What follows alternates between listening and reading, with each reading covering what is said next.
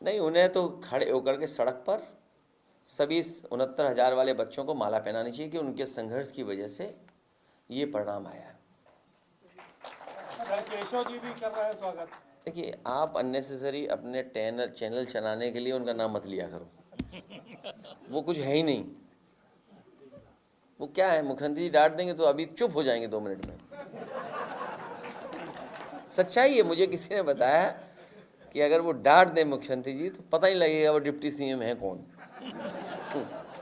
और नहीं मानते आप पता कर लेना। सर 19 जो लोग हाईकोर्ट का इम्प्लीमेंट करेंगे तो उसमें 19,000 लोगों को बाहर देखिए ये हाँ, मेरे बहुत महत्वपूर्ण बात है जो बात आप कह रहे हो। मैं इस बात को थोड़ा सा पीछे ले जाता हूं। बीजेपी की नियत और मंशा हमेशा रही है कि खिलवाड़ हो, लोगों में एक दूरी बने, लोगों में झगड़ा लगे, लोगों में बंटवारा हो, लोगों के बीच में खाई पैदा हो। सबसे पहले जब मेरिट से भर्ती पुलिस की हुई थी, उस समय जो परिणाम बना था वो पहले जो व्यवस्था थी आरक्षण की उसके तहत बना था। पूरा रिजल्ट बना हुआ कोर्ट में रखा था, क्योंकि हमारी सरकार नहीं बनी समाजवादियों की और बीजेपी की सरकार आ गई। उस समय तक ये फैसला आ गया था कि जो पिछड़े और दलित के लोग हैं उनको अपनी कैटेगरी में रखना पड़ेगा, उस कैटेगरी से बाहर नहीं जा सकते हैं। हालांकि वो सुप्रीम कोर्ट का फैसला था, हालांकि मूल भावना जो आरक्षण की उसके खिलाफ थी। मूल भावना से खिलवाड़ लगातार भारतीय जनता पार्टी कर रही है। तो जो बच्चों का रिजल्ट घोषित हुआ था वो पहले वाला जो रिजल्ट बना था जिसमें जनरल में भी बच्चे आए थे, बैकवर्ड और दलित, वो रिजल्ट बना था। 4 दिन बाद रिजल्ट बदल दिया बीजेपी की सरकार ने और उन्होंने कहा कि नई जो व्यवस्था सुप्रीम कोर्ट के माध्यम से आई है उसके माध्यम से रिजल्ट बनेगा। तो उस समय 1800 बच्चे पिछड़े और दलित के लोगों की नौकरी चली गई थी, क्योंकि जब जनरल से वो नीचे आएंगे तो उस कैटेगरी के बच्चों को बाहर निकाल दिया जाएगा। तो ये जितना कुछ घोटाला और घपला किया है इस सरकार की जिम्मेदारी है। आरक्षण से खिलवाड़ सरकार ने की है और सरकार अपना भ्रष्टाचार, अपना गलत काम छिपाने के लिए बच्चों के भविष्य से खिलवाड़ कर रही थी। ये मुख्यमंत्री की जिम्मेदारी है और मुख्यमंत्री जी अगर रास्ता नहीं निकाल सकते 69,000 का तो उन्हें कुर्सी छोड़ देनी चाहिए।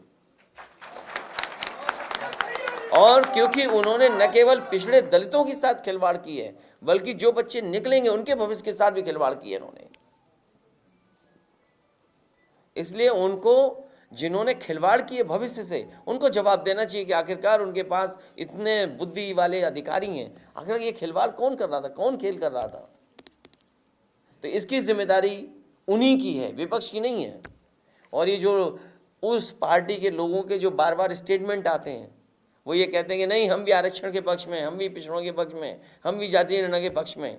याद रखना, वो स्वार्थ में और बीजेपी को बचाने के लिए स्टेटमेंट देते हैं।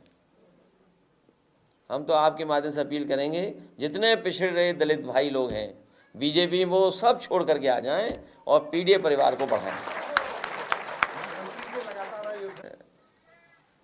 उन्होंने क्या कहा, गरीबी से मुक्ति। देखिए, बहुत बहस लंबी करने की जरूरत नहीं है।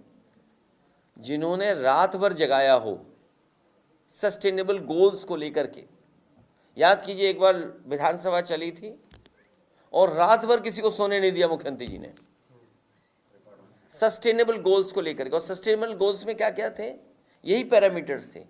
पॉवर्टी एरेडिकेशन का था और तमाम जो यूएन की तरफ से जो मानक है उन पे कितना हम खड़े हैं उस पे बहस थी। आखिरकार दिल्ली और लखनऊ वाली सरकार मिलकर के क्या कर रही है, सवाल ये है।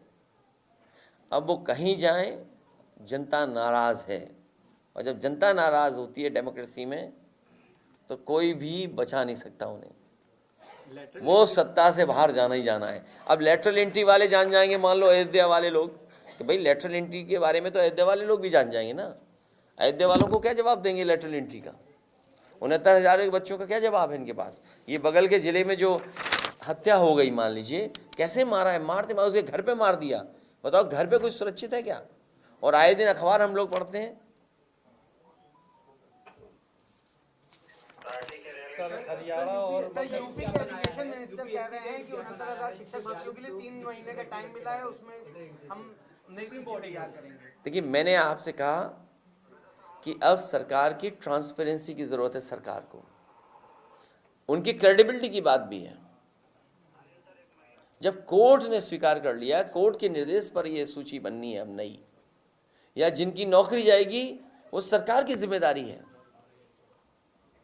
सरकार की जिम्मेदारी है नौकरी देना, आरक्षण से जो खिलवाड़ की है उसका जवाब देना, जो अभ्यर्थी हैं उनको नौकरी मिलना, और जिनकी जा भी नहीं उसके लिए भी जिम्मेदार सरकार है। सरकार को रास्ता निकालना चाहिए।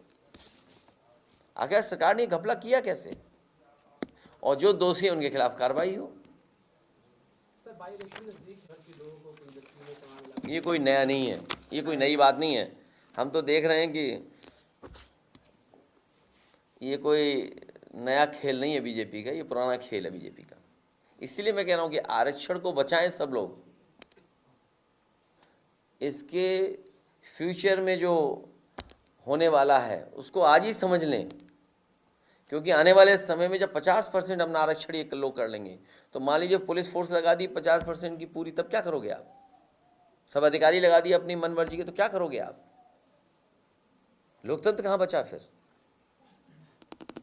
बसपा ने 5 प्रत्याशी घोषित किए हैं उपचुनाव के लिए। हमारे सब हो गए, सर सीट शेयरिंग को और लेकर अगली विधानसभा की भी तैयारी शुरू कर दी। सर हरियाणा और महाराष्ट्र को लेकर भी जो है वो कोई हमारी शर्त नहीं है। हमारी जो सुझाव है वो हमने दे दिए, हमारी बातचीत चल रही है, जो भी होगा स्वीकार करेंगे।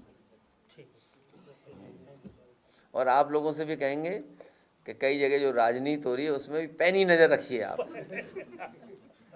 खासकर कन्नौज की घटनाओं पर। बीजेपी के लोग ही फंसा रहे हैं, बीजेपी के लोग ही बचा रहे हैं। हारे हुए सांसद से, अगर मुख्यमंत्री ये हारे हुए सांसद से मिल रहे हैं तो इसका मतलब साजिश चल रही है बड़ी। और कई बार भारतीय जनता पार्टी दूध में गिर गई मक्खी तो निकाल बाहर फेंक देते हैं। काम निकल गया, आदमी की जरूरत ही नहीं उन्हें।